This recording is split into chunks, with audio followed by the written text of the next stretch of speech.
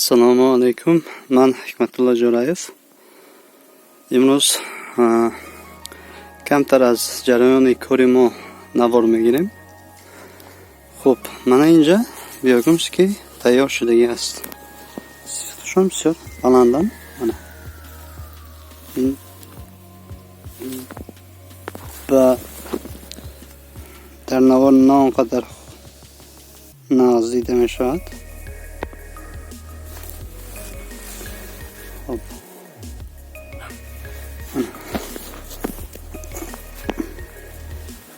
اهمیت این بهترین صفت است.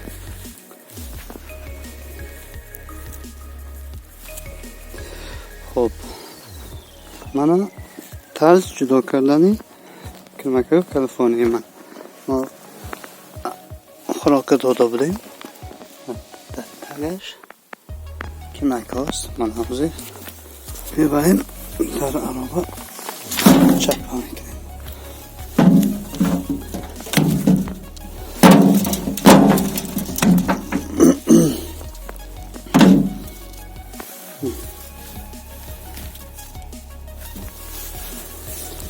خیلی میبریم اینمو به دیگر جای میکشونیم.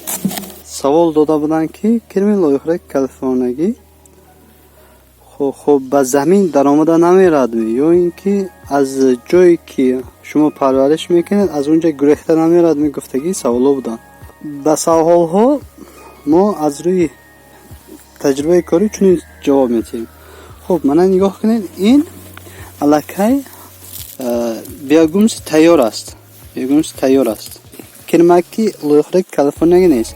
برای اینکه خوراکش تمام شدگیان. خب اینا من این یاشیکا گذاشتگیان.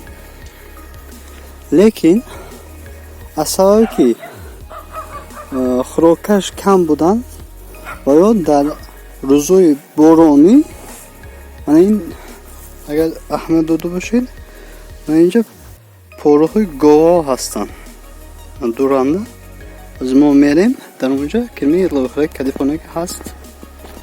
یک بار فعالیت آن را نشان میدیم به شما. آن حاضر یک شیم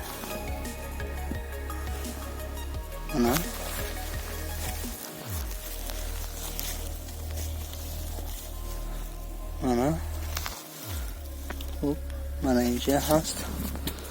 خب من میبینیم اینجا هم هست.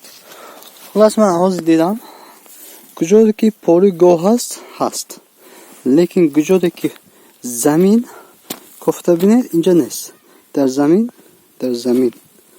کلمه لایحه که خودمون هست رنگش سیاه لیکن کلمه لایحه که کالیفرنیایی رنگش سرخ فقط در پارو هستن. خب یک بار دیگه من اینش میبینیم که اصلا نیستن. من نگاه کنید همین هستن. این هستن. با این چی گفتنی هم کلمه لایحه کالیفرنیایی وقتی که خوراکش تمام می شود این حتما از جستجوی خوراک می شود و دل ها نوست از دوریش دل ها جای باشه رفته خوراکش یافته می خورد. خوراک این اساسا پسمانده های میوه ها عموما آن چیزی که ارگانیک است میپوشیدگی است که کلمه لایحه کالیفرنیایی می باشد. بی‌غرضی زمین نوار امروز همین است. پادپیساس نکرده باشید پادپیساس کنید. التماس لایک خود را دریغ ندارید و همیشه تن صحت باشید خانه آباد باشید.